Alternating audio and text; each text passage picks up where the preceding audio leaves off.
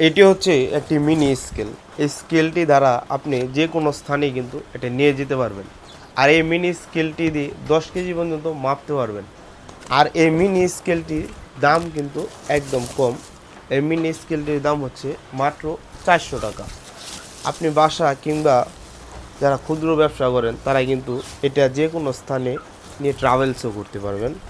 দেখেন এটা এভাবে অন করতে হয়, আর এইভাবে কিন্তু ওয়েট ওঠে।